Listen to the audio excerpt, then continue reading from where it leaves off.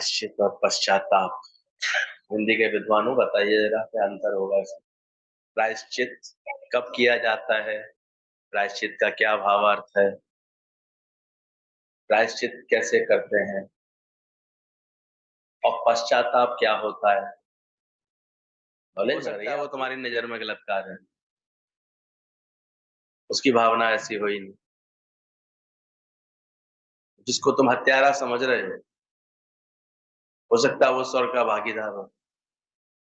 हत्यारा तो अर्जुन भी निकला कहा जाएगा। देश के लिए सैनिक जो कार्य करते हैं, तो चुन चुन करके दुश्मनों का नाश करते हैं, छुपे हुए दुश्मनों को निकाल के मारते हैं। हत्यारे तो उनको भी कह देते हैं लोग। अब तो हो सकता है जिसको हत्यारे बोला गया तो स्वर्ग में बैठा हो सकता है, स्वर्ग जैसा, मतलब अपने स्व का वर्ग हो सकता है उसके अंदर में। जैसे ब्रह्मज्ञानी को दोष नहीं होता है, उसने अपने मन की स्थिति ऐसी बनाई, तो ये मन की स्थिति के ऊपर है। और ज्ञानी ध्यानी नर्क पड़े। ज्ञानी ध्यान में तो दिन भर बैठे भी हुए हैं, सत्संग में बैठे हुए हैं, लेकिन फिर भी नरक बन जाता है। कल बताया ना, ज्ञानी अगर ज्ञान का मुक्ति का भी अभिमान मान के बैठा है, अभिमान रख के बैठा है, तो फिर वो क्या है, नरक का भागी होता है। इतना सुंदर कल का सूत्र था कि जिसका मोक्ष के प्रति अहंकार है, और अगर शरीर वैसी ही शरीर के प्रति उसकी ममता है, तो दोष मूल कारण है शरीर में जो उसकी ममता है। इस कारण से वो ना ज्ञानी है ना भोगी है, वो केवल दुख का भागी है। अब ना तो वो ज्ञानी कहला पा रहा है, ना वो संसार वाला भोगी रूप है उसका, क्योंकि उसे ज्ञान का स्वांग रचना है, मैं सत्संगी हूं ये डिक्लेयर करना है, तो भोगी भी नहीं है, लेकिन उसके दुख मिटते नहीं है, तो ध्यान रखें। फिर उसका मन, चूंकि देहाध्यास जिंदा है उसके अंदर, अभिमान जिंदा है, सब विकारों का बाप अभिमान बोला गया, तो वो उसको बार बार दुख मिलते रहते हैं जीवन। इसलिए पकड़ो तो अपने अभी भी मन को, किस बात का दुख लगा, किस बात से चला, इसको पकड़ो और उससे पहचानो अभी कारण क्या है अंदर, किस वजह से अभी हमारे अंदर ऐसा होता है।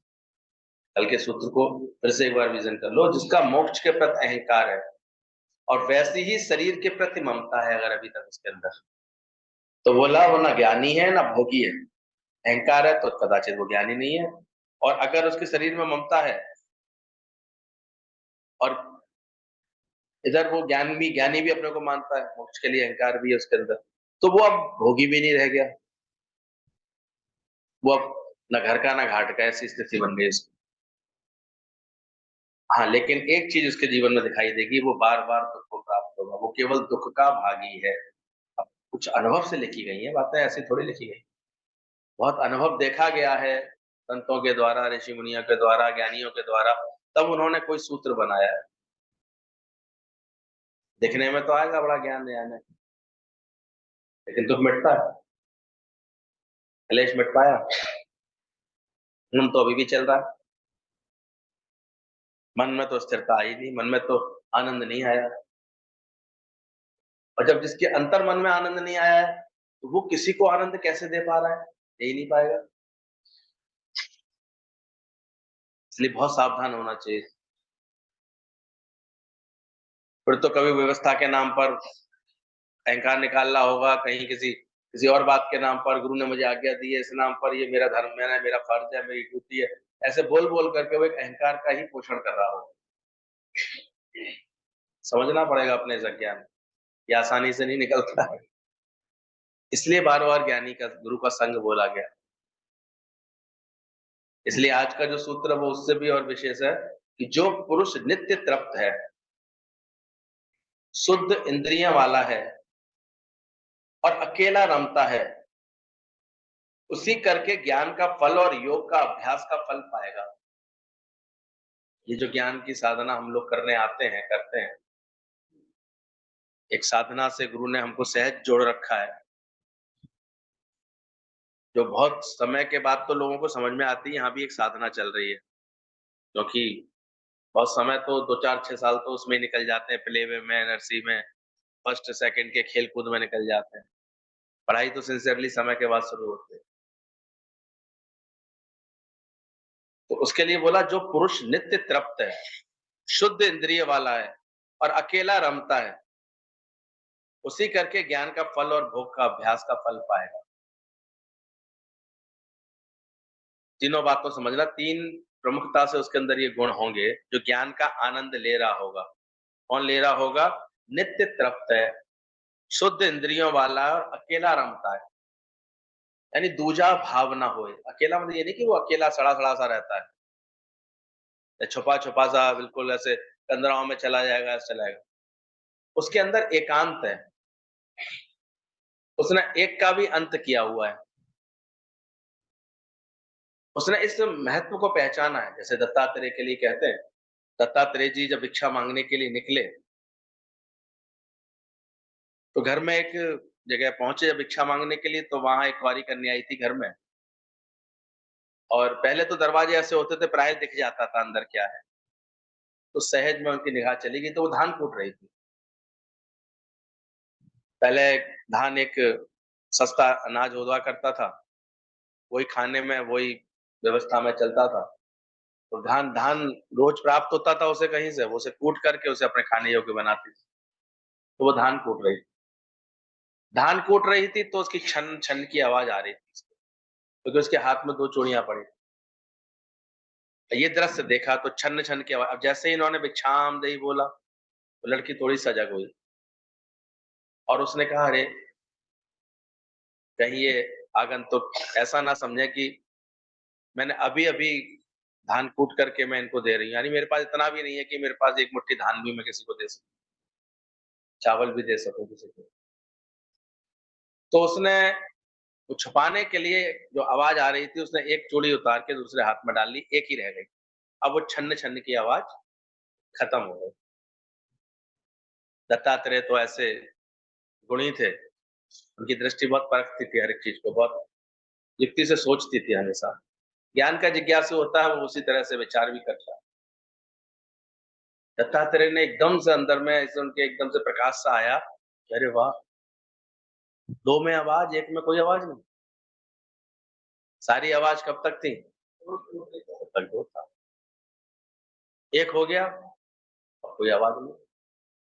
उन्होंने वहीं उस कुँवारी कन्या को प्रणाम किया और प्रणाम करके उन्होंने जो है, ये जो है अंदर ही अंदर संकल्प लिया कि आज मुझे तो इस कन्या ने बहुत परम ज्ञान दे दिया। मन के अंदर भी खटपट बातें कब तक रहेंगी? जब तक 2 रहेंगे। नहीं तो क्या ज़रूरत है व्यर्थ की? द्वैत है तो आवाज़ होगी, एक में कोई आवाज़ नहीं है। एक अगर भगवान की कृपा से तुम अभी रह भी रहे, नहीं पहले 2 हो जाओ, 2 हो जाओ, 2 हो जाओ। करो आवाज़ें शुरू कर लो अपने जीवन, अशांतियाँ शुरू कर लो। नहीं रह पाता इंसान, कोई ना कोई ढूँढता रहता है मगजमारी करने के लिए। फिर बैठ कर के उसके गुण समझ में नहीं आ रहे, उसके स्वभाव समझ में नहीं आ रहे, उसकी बातें समझ में नहीं आ रही। फिर दुःख बनाता है बैठ कर के, फिर राग बनाता है बैठ कर के, अगर मनमाफ़िक मिल जाए तो। मन के विरुद्ध मिले तो फिर द्वेष पाल लेता। इसी उलझन में तो सभी जीवन अपना ऐसे गँवा देते हैं। तो ज्ञान की राह से भटक ही जाता है। लेकिन यहाँ बोला गया जिसको अकेला रमता है, जो एकला चलो रे, जो अकेला अपने अंदर ही अकेला बनाता है। सकल के मध्य सकल ते उदास। इसलिए ब्रह्म ज्ञान एक ऐसा अभ्यास है, इसके लिए बोला गया ये ड्रॉप्स ड्रॉप्स ड्रॉप, ये लूट लेगा। मतलब ये तुमको अंदर से सबसे खाली करा देगा। जब अपनी सगी नहीं देह, ये देह ही तुम्हारी सगी नहीं है, तो पता नहीं जब देह का जिसको, तो औरों से क्या मतलब? तो जो ये मतलब रख करके हम घड़ी-घड़ी दुखी-सुखी होते हैं ना हर एक से, गुरु हमारा ये मतलब ही निकाल देता है। मत तलब, कोई तलब नहीं करो। है अभ्यास, ये कोई बातों का खेल तो नहीं, क्या सुन के गए तो ऐसे हो जाओगे। जो सीरियसली गुरु के साथ अभ्यास करता होगा, जो बार-बार अपने मन को ऐसा बनाता होगा। कल जब हमने वो वाला दृष्टांत दोबारा शाम को पढ़ा, तो एक सच्चा गुरु था और सच्चे गुरुओं का प्रभाव होता है, अनेक शिष्य उनके आश्रम में रहते थे। जितने भी हम देखते हैं ऐसे ब्रह्म तत्व में को प्राप्त हुए, इस आनंद को प्राप्त हुए लोग होते हैं, तो लोग उनके पास खिंच के आते हैं। तो एक ऐसे संघ बन जाता है, एक मंडल बन जाता है।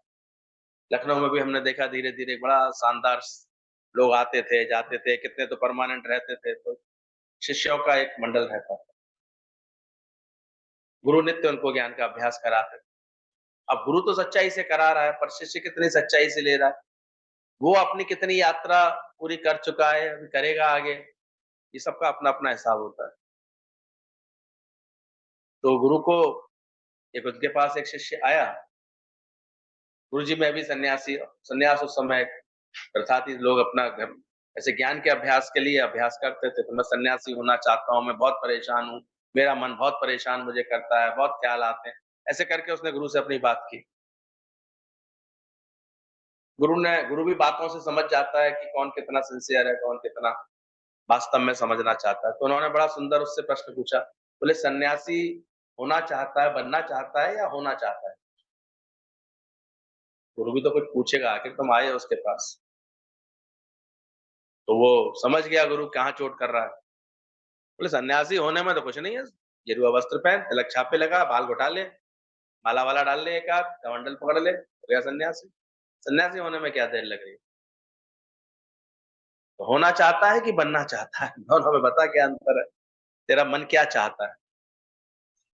तो उसे समझ में आ गई।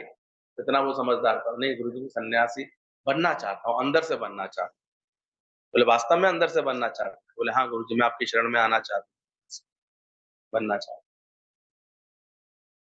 गुरु ने कहा तो ठीक है, मैं तेरी पहले परीक्षा लूँगा, तेरे को पहले समझूँगा, फिर तब तेरे को अपना शिष्य बनाऊँगा, तो धीरज रख उसके लिए। बोले बताइए गुरुजी मैं क्या मुझे क्या करना होगा? क्या परीक्षा? बोले कुछ नहीं है मेरा आश्रम है, सब इतने शिष्य यहाँ आते-जाते रहते हैं, सब रहते हैं। तो इन सब के लिए धान कूट, नित्य सुबह-शाम जो धान कूटने की सेवा है, वो तू सँभाल ले।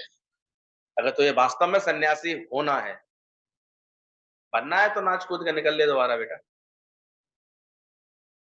तो अभी जाइए 16 तारीख को नाच के दादाजी के पास, फिर अपने मन से चल। पर वास्तव में होना है, तो उसके लिए तो फिर गुरु की बात समझनी पड़ेगी। और गुरु ने उसको धान कूटने में की सेवा दे दी। अब शिष्य भी कोई ऐसा होए, वो बस उससे कोई फेंट बट नहीं, केवल गुरु की आज्ञा पालन, केवल धान कूटने में लग गया। सुबह-शाम धान कूटने में लग गया। सुबह-शाम का रोज भंडारा भरा रहे मेरे गुरु का, इस भावना से वो जो है धान कूट करके सेवा करता रहा, सेवा करता। इसमें लगातार उसको 12 वर्ष तक इसका भी ज़िक्र कर रहे थे ये।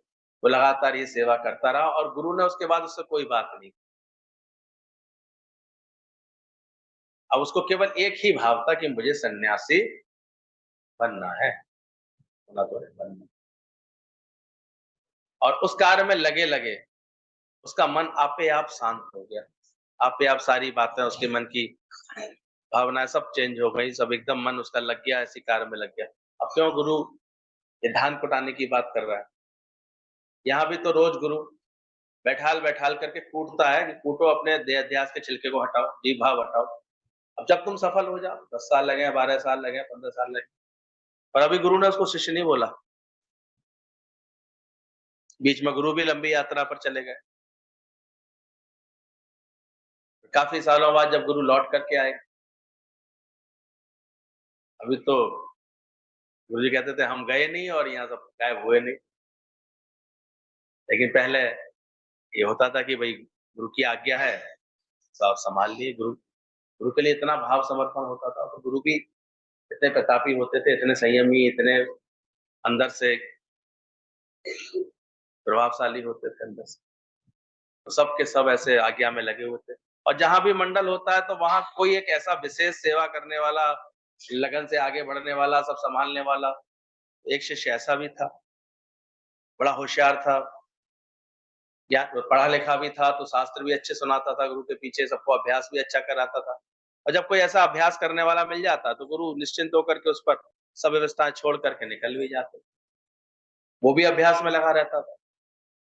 पर ये अहंकार कब जाए? जाएगा तो उसका जो कूटने में लग जाएगा। नहीं तो और बढ़ा और जाता है। सेवा कार्य में लगने से भी अहंकार और बढ़ा लेते हैं। टहल महल तो जाको मिले तापे संत कृपा।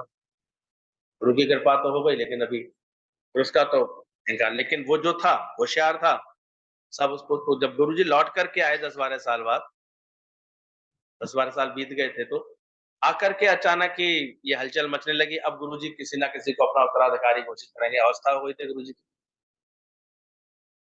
कोई ऐसे तो था नहीं कि गुरु भी अच्छी आयु के थे, तो अवस्था थी, तो ये बात आ गई थी। गुरुजी ने खुद बोला कि हाँ, मैं चाहता हूँ कि इसको सँभालने के लिए कोई योग्य उत्तराधिकारी निकल के आए। ये कौन निकलेगा? अब सबकी नज़र उसी पर थी जो पहले से था होशियार, तो यही बनेगा। यही इतना होशियार है, यही पीछे हम लोगों को सँभालता है, यही हम सबकी जो है क्लास भी लगाता है, हम सबको लोगों को सँभालता है, तो यही बनेगा। तो गुरुजी ने इतना बोल दिया कि कल सुबह जो इसमें प्रतिभागी हो, जो इसमें आगे बढ़ के आना चाहता हो उत्तरायणी माई के लिए, वो मेरे दरवाजे के बाहर कोई पंक्ति लिखे, मेरी कुटिया के बाहर, उससे मैं निर्णय करूँगा, कौन योग्य है, कौन लिखता है। बाकी सब तो शांत रहे, सब उसी को बोले, "तू लिख भाई।" उसने भी लिख दिया। वो था तो पुराना, उसने लिख दिया। क्या लिखा था? मन ही दर्पण है, जिस पर धूल जम जाती है, पर जो धूल हटा लेता है, वही सत्य और धर्म को पाता है। ऐसे करके कुछ उसने, और गुरु ने कहा था शास्त्रों की बात नहीं लिखना। पढ़ी-लिखी, पढ़ी-पढ़ाई, सुनी-सुनाई शास्त्रों वाली बात नहीं लिखना। अपने अनुभव से तुम्हें अभी तक क्या अनुभव बना है, वो बात इसमें लिख के दिखा। उससे मैं निर्णय करूँगा। तो उसने ये बात अपने अनुभव से लिख दी। दूसरे दिन गुरु ने देखा, लिखा हुआ देखा, उसका नाम लिखा देखा। गुरुजी तो बड़े ऐसे आवेश में आ गए। अभी तुम्हारी ये स्थिति है, अभी तुम ये लिख रहे हो, अभी तुम्हारा अनुभव ये बना है कि मन दर्पण है, धूल आ ही जाती है। और तब अपने को तुम योग्य समझ रहे हो इस कार्य को सँभालने के लिए। खूब ऐसे ऐसे क्रोधित हुए गुरु। अब हलचल मची एकदम से, अरे! गुरुजी ने तो उसको रिजेक्ट कर दिया और सब उसी की आस लगाए बैठे थे। रिजेक्ट हो गया। अब खबर फैली एकदम से, तो वो जो धान कूटने में लगा रहता था हमेशा, उसके पास आई। बोले, "क्या बात है? क्या क्या ये चर्चा हो रही है? क्या हुआ? किसका निर्णय हुआ?" बोले, "छोड़, तू क्या जाने, तू कौन-सा पढ़ा-लिखा है?" सब उसको बिना पढ़ा-लिखा कहते थे। बोले, "बताओ तो सही।" बोले, "ऐसे-ऐसे हुआ है।" और गुरुजी तो उसकी बात पर बिल्कुल राज़ी नहीं हुए हैं, और उसको डाँट और पड़ रही है कि तेरा अभी तक ये स्थिति है, अभी तक तेरा वहाँ मन जिंदा है, धूल जम जाती है तेरे ऊपर। तो हँसने लगा, बोले, "और क्या? उसने सही थोड़ी लिखा है।" अब लोगों को उसको लगा, लोगों को तो तू क्या जानता है सही बात? तू कौन सी सही बात लिखेगा? बोले, "मुझे लिखना आता तो मैं लिख देता।" बोले, "तू बोल, हम लिख देंगे तेरी तरफ से।" बोले, "ना, ना, ना, मैं नहीं लिख।" बोले, "क्यों?" बोले, "मैं नहीं लिखवाऊँगा, मुझे ये उत्तराधिकारी नहीं बनना।" बोले, "तू नहीं बन, हम अपने नाम से लिख देंगे। और तू बता तो सही, तेरे अंदर कुछ है तो बता।" चतुराइयाँ भी तो चलती हैं लोगों, हम लिख दें। तो उसने बोला, क्या बोला उसने? हुँ? ना मन है, ना दर्पण है, ना दर्पण है, ना धूल है। कैसा दर्पण, कैसी धूल? कैसा मन, कैसा दर्पण? और कैसा दर्पण, कैसी धूल? जब मन ही नहीं रहा, तो सत्य और धर्म में तो टिक ही जाएगा। उसने इस तरह से अपना अनुभव लिखा। गुरुजी तो तुरंत पहचान गए ये किसने लिखा है। तो सब जानते थे, सबके मन की जानते थे। दूसरा सिद्ध करना चाह रहा था, मैंने कहा ना, झूठ मत बोल, सही बता किसने लिखा है। अब गुरु के आगे तो सही बताना पड़ा, उसने बता दिया। तब गुरु ने उसको बुलाया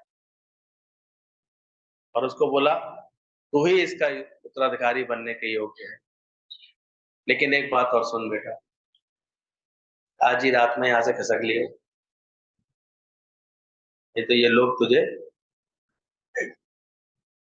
कुछ भी कर सकते हैं।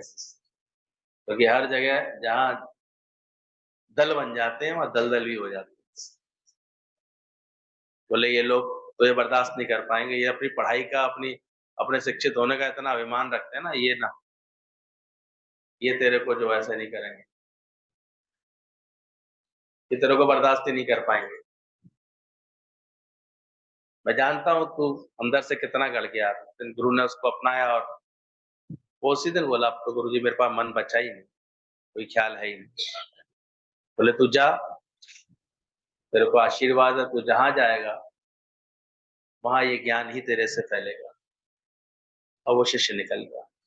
तो इस तरह का पूरा प्रसंग है, समझ में आती है इस पूर्णता को हासिल करने के लिए किसको मिटाना है। यहाँ मन को मार भगाना है, मन से ही मैं जुड़ी हुई है, मैं है तब तक ही तो मन है, इसको मार भगाना है, नहीं कंट्री। तो अंदर से जो अभ्यास करता है तरीका फिर वही है, धान कूटना पड़ेगा, देहाध्यास का छिलका तो हटाना ही पड़ेगा, बार बार जीव भाव का छिलका हटाना पड़ेगा। ना मैं मन हूं, ना मैं बुद्धि हूं, ना मैं चित्त हूं, ना इनका, ये सारी मैं हटानी पड़े। तो जो ये अभ्यास कुशलता से करता रहता है वही अष्टावक्र के सूत्रों का मर्म समझेगा धीरे धीरे, कि जो पुरुष नित्य तृप्त है।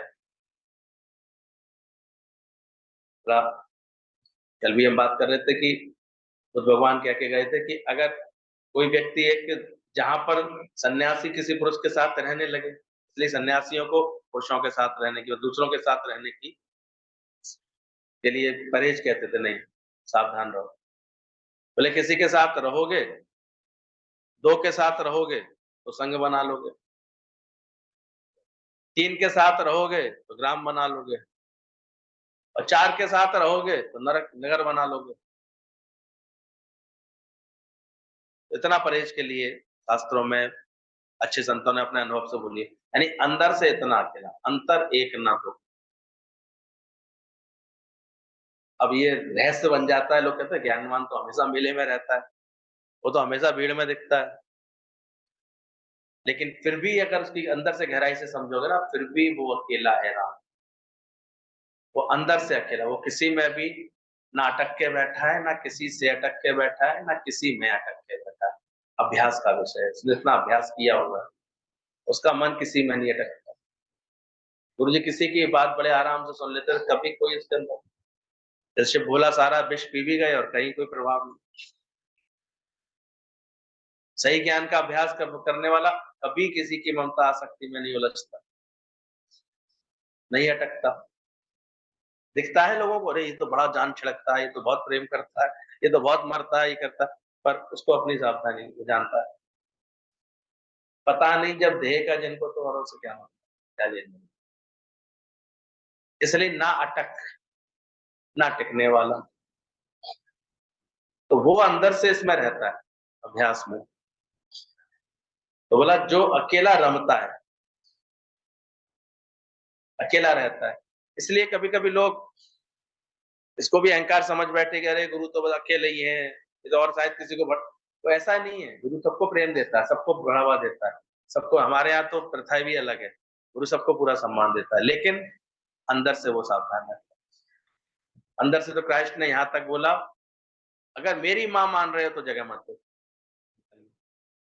तुम्हारा प्रेम हो तो भले ही दो, तुम्हारे अंदर संस्कार हो, किसी बड़ी उम्र वाले को तुम्हें रास्ता देना है तो भले ही दो, इतना भी अपना नहीं मानता। नहीं तो जहां ममता होगी वहां बंधन आएगा, वहां पर फिर कभी भी किसी रूप की चिंता आ जाएगी, किसी बात आ जाएगी।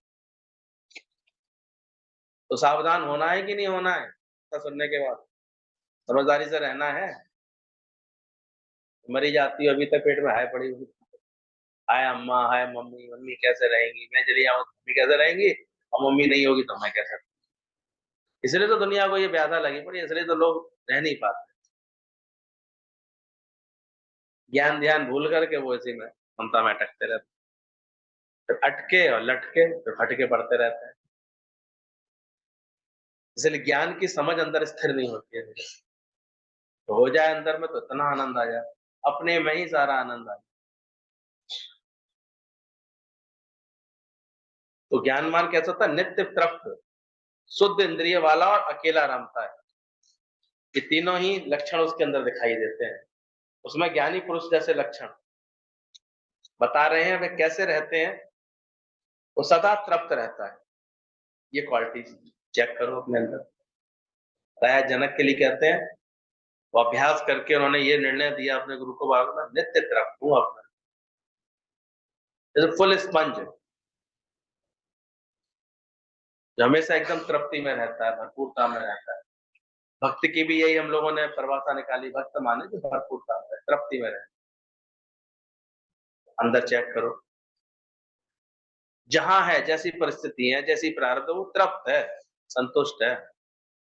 कोई भी ऐसी चीज नहीं निकलेगा, नहीं ये चाहिए, ये तो हो जाए, ये कब बनेगा, ये कब पूरा होगा, तब तक अभी फिर अधूरापन है, ज्ञानी नहीं हो। ये ओम कब कब निकलता है? जब खाना पूरी तरह खा लेते हैं, पेट भर गया तो क्या निकलता है? ओ, अंदर से डकार निकला। तो ये पहचान है। जैसे खाना खाए हुए व्यक्ति को आप और खिलाने का प्रयास करो, ये भी खाना खाने नहीं खाता, वो तृप्त है।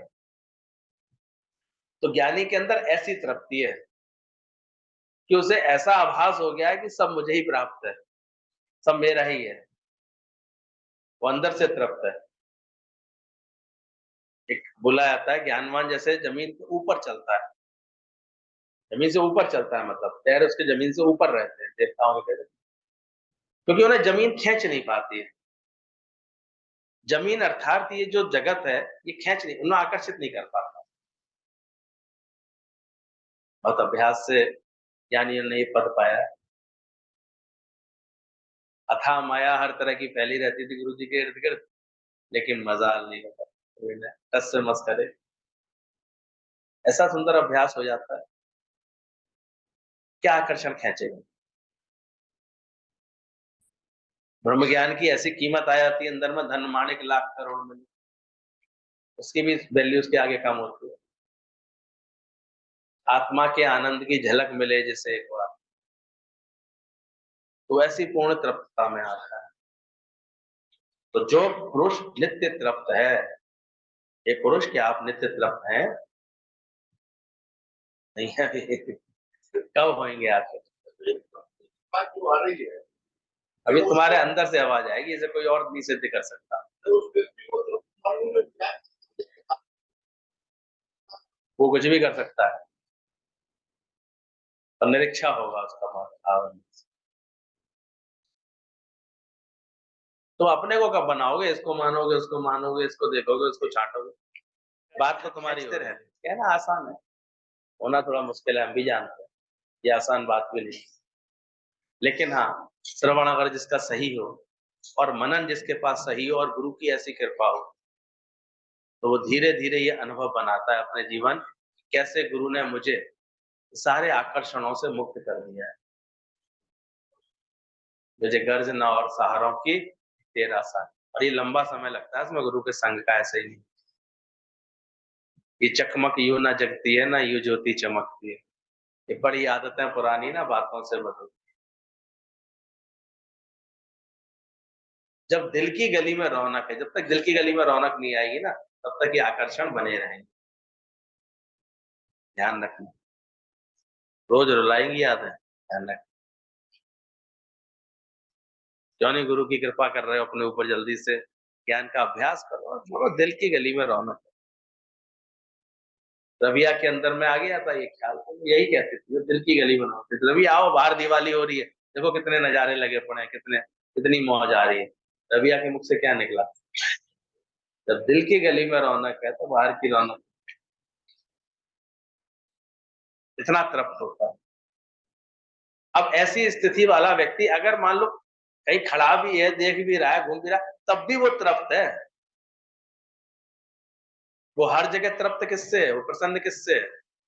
वो अपने गीता के ज्ञान से प्रसन्न है, इसलिए वो ईश्वर है। भगवान विष्णु किससे तृप्त है, किससे खुश है? लक्ष्मी जी जरूर बौरा रही है कि शायद मैं पैर दबा रही हूँ इसलिए खुश है, और भगवान किससे खुश है? क्या वो लक्ष्मी जी के पैर दबाने से खुश है? वो किससे खुश है? वो अपने गीता वाले ज्ञान के अभ्यास से खुश है। तो तुम भी तृप्त किससे हो पाओगे? बिना ज्ञान हर कोई धोखा ही खाए, प्यासा ही आए जग से और प्यासा ही। इसलिए गुरु बार बार तुम्हें ज्ञान की अभ्यास के लिए प्रेरणा देता है, सत्संग के लिए प्रेरणा देता है, और यहाँ बैठते-बैठते एक दिन ऐसा भाव आता है, सब ज़िम्मेदारियाँ सहज परमात्मा जब पूरी करा लेता है, कुछ ऐसी चीज़ें होती हैं, हमारे ऋणानुबंधन ऐसे खुल जाते हैं, कुछ एक समझ ऐसी बन जाती है जब अंदर से कहीं अटकाव नहीं होता, कहीं कोई चाहना नहीं होती, कहीं कोई बात नहीं होती, तो फिर ऐसा एक भाव इसलिए बड़ा सहज है ज्ञानी।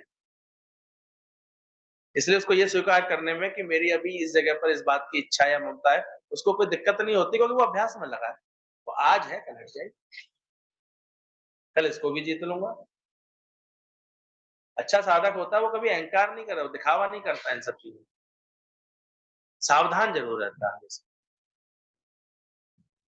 वो अपने में सावधानी पैदा करता है कि क्या जीतना है, इसको भी जीतना है, पता लगी चलो जीतना है।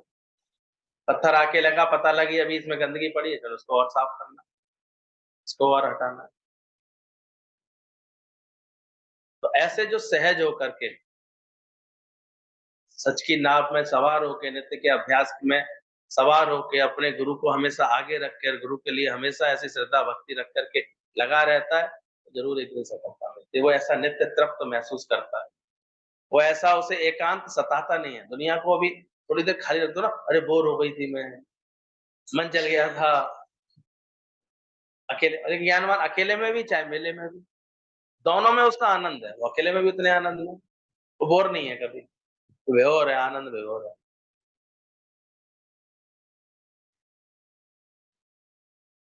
वो हमेशा अकेला है। वो आने वो सावधान रहता है, किसी में अटकाने नहीं देता मन को, कोई बात नहीं। इसलिए देखा करो कभी ज्ञानवान की चेष्टाओं को और उनकी समझ को देखो, वो कभी भी अपने ऐसे किसी बात में ना अटके बैठे, ना मन चला के बैठे, ना दुखी होके बैठे। वो मेले भी लग जाए, ना भी लगे, ना कोई दुःख है क्या? पहले नाचा करती थी लड़कियाँ खूब, तो नहीं भी नाचती, हम क्या करें? उनमें कौन-सी बड़ी बात? दौर था, शुरू-शुरू में लगन होती बात, अब थोड़ा और सीरियस होकर के काम करते हैं, बोले और थोड़ा सेवाएँ संभालते हैं, बड़ी सेवाएँ संभालते हैं। अंदर का ज्ञान एक दिन स्थिरता तो देता ही है, उसमें क्या बात। पर हाँ, कल एक बात ज़रूर सावधानी की मिली थी कि विस्मृत होता है, उससे जगत विस्मृत होता है, पर जगत तो विस्मृत हुआ नहीं और गुरु का प्रेम, गुरु का भाव वो विस्मृत हो गया अंदर से, वो तो गई गा अंदर से, तो गाड़ी सीधे गड्ढे में जाती है। काम ना छोड़ा, क्रोध ना छोड़ा, लोभ ना छोड़ा, हरि भजन छूट गया, उससे सत्संग छूट गया। सत्संग से विस्मृति कर ली उसने, जबकि विस्मृति एक अच्छी बात है, होती है। ज्ञान से विस्मृति आती है, यानी सब बातें भूलती हैं। बिसर गई सब तात्पर्य, सब जगत ही भूलता है। अब क्या पहले की तरह हम उन संबंधों को, बातों को, घटनाओं को याद रखते हैं? कितना गुरु ने विस्मृत करा दिया फिर। याद भी नहीं आती हैं। अब हम किसी को देखते हैं थोड़ा पुराना हो जाए, थोड़ा समझदार हो जाए, "हाँ, सुनाओ तुम्हारे संग क्या?" क्या बताऊँ मैं वो पुरानी बात। जब कुछ हुआ था तब गुरु का इतना प्यार मिला था, उसी प्रेम में बढ़ते चले गए। अब तो वो घटना याद भी नहीं है कि कोई मरा था, जिया था जीवन में, क्या हुआ था या किसी ने कोई गलत किया था या खराब किया था, सब अच्छा है, सब ठीक है, ये समझ आ जाती धीरे-धीरे। तो वो चर्चा भी बंद नहीं हो जाती। अब तुमसे दूसरी तरह के अनुभव निकलेंगे। शुरू-शुरू में होता है नए-नए आते तो वो अनुभव वही होते हैं। देखो हमारे कितना ऐसा कैसे गुरु ने मुझे ये बताया, कैसे मेरा मन ऐसे खुश हो गया, गुरु ने मुझे ये प्रेम उस तरह के अनुभव निकलते हैं। पर और थोड़े पुराने हो जाते हैं तो फिर अनुभव दूसरा निकलता है। फिर तुम्हारा मन अपने आप ही फिर अर्जुन का मन ही तो अपशगुन देख रहा था। भगवान कृष्ण तो जानते थे कि आत्मा को भूला है बस ये अभी सच को भूला है। इसलिए ऐसे भाव आ रहे हैं। अच्छा सोचो, अच्छी बात है। हर चीज़ की अपनी एक एनर्जी होती है, ऑरा होती है। ये सब चीज़ें होती हैं अचानक ही। हमारे जीवन में कितने घात प्रतिघात ये चल रहे होते हैं। ये सब अच्छी-अच्छी भावनाएँ, हमारे अच्छे कर्म, अच्छी सेवा भाव, अच्छे संस्कार, ये सब आकर के उसको पूरा कर रहे होते हैं, उसको उसको काट रहे होते हैं। इसमें क्या आपके पास अच्छी समझ है, अच्छा प्रेम है, आपके अचानक कोई संकट आता है, 4 प्रेमी आपके साथ खड़े होते हैं, सत्संग की लगन लगी होती है, आप सत्संग में के प्रभाव में रहते हैं, आपको देखो वो दुःख लगता ही नहीं है, किसने काट दिया? वो आघात तो हुआ था कोई प्रकृति की तरफ से, वो दुःख तो आना था जीवन में, लेकिन तुमको नहीं लगा, अभी तुम्हारे पास ज्ञान इतना आ जाता है, तुम खुद ही कहते हो ज्ञानी भोगे और अज्ञानी भोगे, तो उसमें क्या दिक्कत? ज्ञान तो आ जाए इतना अंदर में। ज्ञानी के मन सदा आनंद, उससे आनंद रहता है हमेशा। तो ध्यान रखना, उसको ये आकर्षण खींचते नहीं है। मनुष्य अनंत इच्छाओं के घेरे में घिरा हुआ है। हमारा मन अशांत रहेगा अगर, बोले जब इच्छाओं के पीछे दौड़ता है तो मन दौड़ता है दुनिया में, दुनिया के आकर्षण में अगर, तो स्वाद में ये जबरदस्ती का रोकना नहीं है, पर अंदर से लालसा उठे ही नहीं, ऐसी तृप्ति है ज्ञान। वो किसी का भाव पूरा होने के लिए, अब देखते हैं ज्ञानवान भी कहाँ से कहाँ अभी जाता है, पहुंचता है। अभी हम सबके भावों की वजह से दादाजी पंचमढ़ी भी आएंगे आएंगे, लेकिन कभी उनकी बातों को ऑब्जर्व करना, उनके व्यवहार को ऑब्जर्व करना, वो कहीं अटके हुए हैं कि उनके मन को इन सब बातों का शौक। ये तो लोग ही अपना प्रेम लौटाएंगे, लोग, ये लोगों ने इसको सब, उनको नहीं आवश्यकता। अभी तो उनकी 2002 की एक वो दिखाई थी, तब पंचमढ़ी गए थे, शुरू शुरू में जाते थे वो, तब वो खुद ही बड़े भैया से भजन गा रहे हैं आराम से खड़े होकर, तो ऐसे रुमाल बांध करके। कौन सा वाला भजन है, बड़ा सुंदर था, कौन सा है? अभी आई थी वो वीडियो आई थी। तो ज्ञानवान हमेशा तृप्त रहता है, अगर ज्ञान आ गया तो जैसे उसने जैसे खा पी लिया भरपूर, ऐसे उसका डकार आ रही है हर वक्त से, वो तृप्ति का एहसास होता है। इच्छाओं की पूर्ति से तृप्ति नहीं, पर अंदर से तृप्त है। इन दोनों में अंतर समझना। एक तो तृप्त वो है, चलो हमारी सब मन माफिक इच्छाएं पूरी हो गई हैं, बड़े तृप्त है, अब कुछ नहीं चाहिए। इसमें भी धोखा हो जाता है कभी। लेकिन ज्ञानी है अंदर के ज्ञान से तृप्त, कि कछु ना खापे, फिर भले ही कुछ भी मिले चाहे ना मिले, आती है प्रारब्ध अनुसार तो सब कुछ मिलता है। छूट जाएगी क्या प्रारब्ध उसकी? भगवानी करने पे आएगा तो क्या नहीं करेगा उसको, क्या नहीं मिल जाता। लेकिन वो तृप्त है, संतुष्ट है, प्रारब्ध अनुसार जो जो भी इसके शरीर का हिसाब किताब होगा वो इसको आके मिलता है। लेकिन वो हमेशा कूटस्थ है, निश्चल है, भरपूर है। रोज समझना इस बात को, ज्ञानी तृप्त है। फिर दूसरा बोला जो तृप्त है, और फिर बोला नित्य तृप्त है और शुद्ध इंद्रियों वाला है। अब इंद्रियां जिसकी शुद्ध है, हम शुद्धता में केवल ये समझते हैं गंगा जल से धो लो शुद्ध हो जाएगा, शुद्ध हो जाएगा। पर बुद्ध है जो, वही शुद्ध है, जो ज्ञान से शुद्ध हो, बुद्ध बन जाता है, प्रबुद्ध हो जाता है। उसकी इंद्रियां इस भगवत अभ्यास से शुद्ध हो जाती है। अभी जितवल देखूं उतवल प्यारा, आंखें देखें तो भ्रम करके देखें, कान सुने तो भ्रम करके सुने, हाथ स्पर्श करे तो भ्रम का ही करे। उसमें तो अभ्यास लगना, करना पड़ता है, शुद्ध बनाना पड़ता है, शुद्ध दर्पण बनता है। इसकी इंद्रियां शुद्ध है। आप कहीं अकेले बैठे हैं पर इंद्रियां दौड़ रही, तो मन में भी भोगा जाता है कभी कभी। भीतर से इंद्रियां, मन शुद्ध होना चाहिए। आपकी इंद्रियां आपके बस में है तो शुद्ध है, इसलिए इसके मास्टर बनिए। इसके ये इंद्रियां शुद्ध है, इसकी एक पहचान भी यही है कि अब आपके बस में है। रावण इतना बलशाली था, लेकिन कहाँ मन को बस में रख सका। इतना विद्वान होते हुए भी, ज्ञानी होते हुए भी, आखिर राम को उसका संहार करना था, क्योंकि बस इंद्रियां उसके बस में नहीं। इसी कारण से उसको ऐसा श्राप भी मिला था, जबरदस्ती की थी जिसने एक महिला के साथ, एक देव कन्या के साथ, तो बताते उसने श्राप दिया था कि यही तेरे जो है नाश का कारण बनेगा। वही फिर पूरा प्रसंग सुनाते हैं, सीता वही श्राप का वजह से उसके सामने है। और कहाँ इतना पराक्रमी था, अच्छे अच्छों को जीतने वाला मन नहीं जीत पाता। इंद्र को वो जीत लिया, सारे सारे ग्रहों को जीत लिया, सबको जीत लिया, तो कोई बाहर से बड़ा ऐसे लोग जीता हुआ दिखता है, लेकिन मन में दुर्बल रहता है, अंदर से दुर्बल रहता है। तो इंद्रियां शुद्ध कब होंगी? जब हम जीत लेंगे। अब वो एक वाइफ थी तो वो बहुत तेज थी, सारा दिन झगड़ती थी, लड़ती थी, तो कलेश का वातावरण रहता था, न तगड़ी भी थी, मोटी ताजी भी थी। तो पति सोचता था कि मैं नहीं दबता इससे। तो एक दिन पत्नी को बहुत गुस्सा आया, डंडा लेके भागी। वो डंडा लेके भागी, तो भागते-भागते और तो कुछ नहीं, वो पलंग के नीचे घुस गया। अब वो मोटी ताजी घुस नहीं पाए नीचे। तो निकल बाहर। वो गुस्से में बोली बार-बार, निकल बाहर। और वो पलंग के नीचे से कह रहा था, मेरी मर्ज़ी, मेरा घर है, मैं जा रहा हूँ।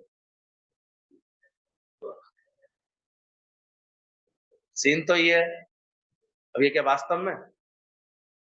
वो अभी भी ये सोच रहा था कि मैं दबता थोड़ी हूँ उससे।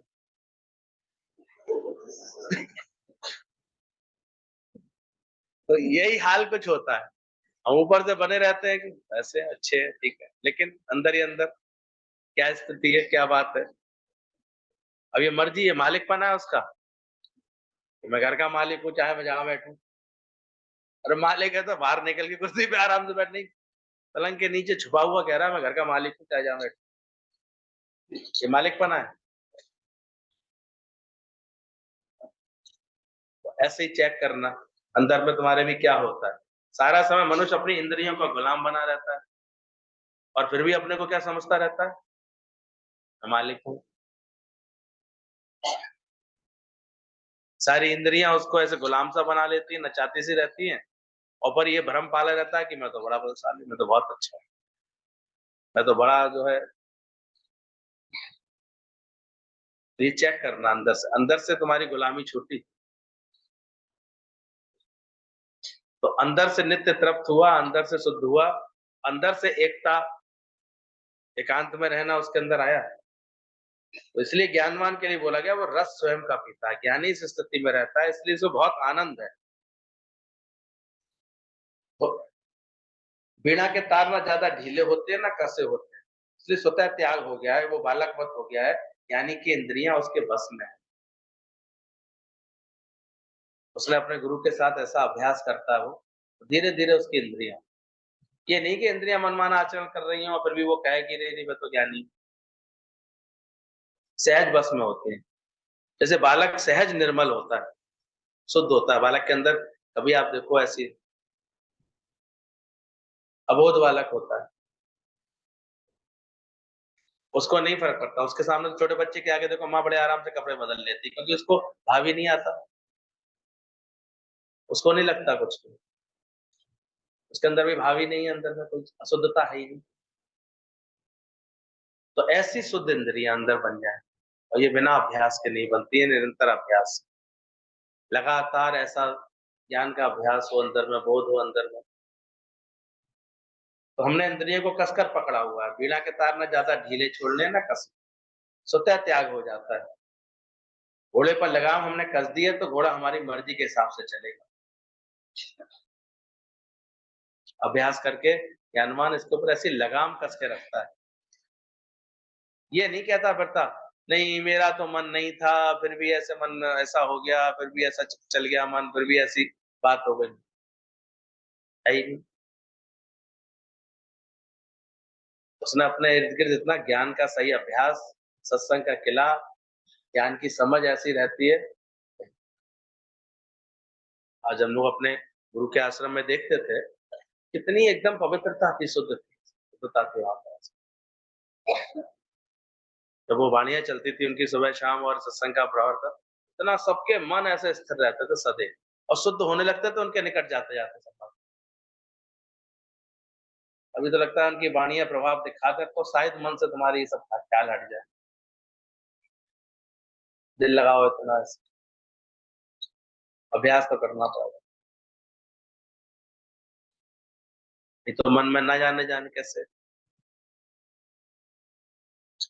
कभी कोई ख्याल, कभी धन को लेके आकर्षण, कभी तन को लेके आकर्षण, कभी शरीरों को लेकर, कभी खाने-पीने को लेकर के, कभी किसी बात को लेकर के, पर ये छूट जाए अंदर से ही ऐसी तृप्ति आ जाए।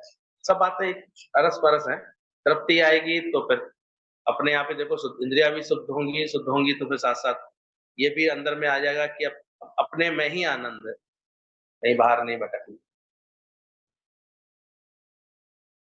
इस अभ्यास के लिए वो निरंतर अपने सत्संग का अभ्यास करता रहता है, गुरु से सच्चा होता है, दुराव छुपाव नहीं होता जिसके अंदर, भेदभाव नहीं होता अंदर में, सच्चाई से अपना इस राह पर चलता है पैर जमा जमा के। ये नहीं कि बस, ये तो ज्यादातर तो ये दिखने में आता है कि गंगा गए तो गंगादास, जमुना गए तो जमुनादास। जगत में बैठे तो फिर वैसे देड़ से आने होके बैठ गए, सत्संग में आके बैठे तो फिर वैसे बन गए। लेकिन हाँ, जो ऐसा करता है उसको फिर जो एक आनंद आता है, उसको सच्ची खुशी मिलती है। दुनिया में ज्ञानी भी खाएगा पहनेगा, पर वो उसी तरह से है जैसे कि अंदर से उसके ये तीनों अभ्यास चलते रहते हैं, बने रहते हैं। इसलिए ज्ञानी ने बोला हम सूखे चने चबाएंगे पर एक को ब्रह्म न खाएगा। वो कम से कम में भी बड़े आराम में रहता है, इसलिए वो गुरु के संग में ये अपना अभ्यास करता है। गुरु भी चेक करता रहता है। गुरु ने उसको अपना शिष्य नहीं बनाया, बोले पहले तू ये सेवा करके देखा। लेकिन वो इतना ऐसा निकला, वो 12 साल तक वो इतनी कुशलता से धान कूटता रहा, छिलका अलग करता रहा। अब तुम शिष्य कह बोल बनो या ना बनो, लेकिन जो इस काम में लगा रहेगा, अपना जो जी भाव अलग कर रहा है, वो अलग से इसको पहचान में आ जाएगा। नहीं तो अभी भी शब्द लगेंगे, बातें लगेंगी, व्यवहार लगेंगे, हम इसे बोलते नहीं है, जैसे हैं जैसे करते ऐसे करते रहो। सबको दिल नहीं जीत पाओगे सबका, जीतोगे सबका दिल? ऐसी कुशलता लाओ, ऐसा निष्काम प्रेम लाओ अपने अंदर, ऐसी भरपूरता लाओ अंदर में, जो दुख जम न से। इसलिए बोला कि सुनने से केवल काम नहीं बनता। तुम सोचो ज्ञान सुन के चले जाओगे तो कोई काम बन जाएगा ना? सुनना भी आवश्यक है, उतना ही आवश्यक है, लेकिन सुनिए, मनिए और मन रखिए भाव। श्रवण होए, फिर मनन होए, और मन में फिर ऐसी धारणाएं और भाव बने हो, तब दुख पर हर और सुख घर ले जाए। फिर वो दुखों को अपने हटा देगा अपने जीवन से सारे, अकल्याण को, और कल्याण अपने घर ले आए, यानी अपने जीवन में कल्याण को पा जाएगा। ध्यान रखना, एक बार जब हिटलर को दौड़ा रहा दिया, ये इच्छाएं दौड़ाती रहती। हिटलर दौड़ रहा था, सबको जीतता जा रहा था, उसको भी नशा चढ़ गया था। द्वितीय विश्व युद्ध सारा उसी की, जो उसकी जब डर्टी माइंड था, उसे ऐसे जो है अपना क्रूर था, और अंदर में जीतने का उसका जो शौक था, उसकी वजह से सारा किया गया। तो कह रहे वो दौड़ रहा था, संत के पास पहुंचा इंडिया में। संत ने पूछा तुम कौन हो? तो सिकंदर ने कहा कि मैंने इतनी पूरी दुनिया का मालिक। संत ने कहा अपना मालिक नहीं तो वो सब चीजें लेकर के मालिक क्या बनेगा जो अपने ही मालिक नहीं हुई? संत ने कहा एक बात बताओ, यदि तुम रेगिस्तान में हो और चारों तरफ सूखा पड़ा है, अब तुम एक गिलास पानी तुम्हें नहीं मिल रहा है, तुम बहुत प्यासे हो, कंठ तुम्हारा प्यासा है, तुम क्या करोगे? तब बहुत प्यास लगी है और एक गिलास पानी लेके एक व्यक्ति जा रहा है, तुम क्या कहोगे उससे? सिकंदर ने कहा मैं उसे जमीन का टुकड़ा दूंगा, ये मुझे पानी दे दे तो ये इतना दे दूंगा। बोले फिर भी ना माने, तो बोला मैं उसको जो है अपने राज्य का आधा हिस्सा दे दूंगा। बोले फिर भी ना माने, बोले पूरा राज्य दे दूंगा, पानी तो मुझे चाहिए ना, प्यास, पूरा राज्य दे दूंगा, गाड़ी बंगले सब दे दूंगा उसको। बोला वो फिर भी ना माने, तो बोले समझ में आई? तुम्हारी जितनी भी तुमने जीता है, तुमने सोच रहे हो मैंने ये कर लिया, इन सब की कीमत क्या है? एक गिलास पानी बस। तब उसकी आंख खुली, समझ में आया, बोले इन सब की कीमत है कितनी? अब देखा करो, जीते जी नहीं देते हो तो मरने के बाद लेके तुम्हारा अंगूठा झवा गया, ठीक है? ऊपर से तो बहुत सुरक्षित क्षेत्र में बैठे हो, भगवान की कृपा से भारत इस वक्त बहुत सुरक्षित है। ये तो आंख उठा के देखो, गाजा पट्टी में क्या हो रहा है, रूस यूक्रेन में क्या हो रहा है कितने दिनों से। पड़ोस के बांग्लादेश में क्या हो गया, तुम्हारे पाकिस्तान तो कंगाल सा ही हुआ पड़ा है। थोड़े दिनों पहले श्रीलंका में सुना था। अनुमान तो लोग कर रहे हैं यहाँ भी ऐसे ही कुछ करने वाले हैं, उम्मीद लगाए बैठे हैं। लेकिन फिर भी भारत बहुत सही हाथों में है, सुरक्षित है। नहीं तो एक मिसाइल गिरे, अपने बैना में क्या के कागज लिए लिए घूमते रहोगे। कहाँ गई तुम्हारी जमीन? बिल्डिंग कहाँ गई? कहाँ गई? ढूंढते फिरो कहाँ गई, जगह जमीन में गई, गड्ढे में गई। घूमते फिरना। तुम बच भी गए मान लो तो जमीन के कागज वहां हो रहा है ऐसा। और मकान के मकान, ये जमीन की जमीन सब ऐसे नष्ट हो जाती है, बाद में वो चिंता करते रहते। वो कह रहा था वहां पर तालिबान शासन है, तो वहां एक लेडीज पहुंची, भाई क्या है तुम्हें, क्या काम है? बोले मुझे अपने पति का नाम जुड़वाना है, मेरे आधार पे जो है ये पति का नाम नहीं जुड़ा हुआ। बोले क्यों जुड़वाना है? मेरा पति अभी जिंदा है, इस नाम जुड़वाना है इसका। बोले कहाँ है तुम्हारा पति? बोले ये रहा मेरा पति। उसने निकाली गोली, उसे मार दी। तो चल, कहाँ है पति? तो ऐसे भी शासक है। शुक्राने गा रहे हो भारतवर्ष में कि नहीं गा रहे हो? ऐसा भी होता है, क्या संभव नहीं है?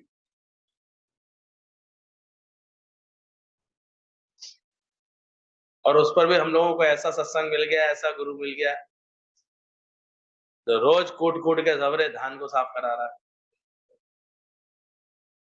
तो कितने भी साल लगे, 12 साल तो बहुत थोड़ा समय है। ये तो बहुत बुद्धिमान के लिए कम से कम समय है। लेकिन हट जाए दे अध्यास, बड़ी बात होती है। और उसकी निशानी आती है फिर अंदर से। जैसे उस शिष्य को उसने समझ लिया ना, यही है, इसने ही लिखा है और यही अपने मन को जीत बैठा है, बस बोले निकल ले दो यहाँ से। ये जो पढ़े लिखे है ना, तेरे को बर्दाश्त नहीं कर पाए।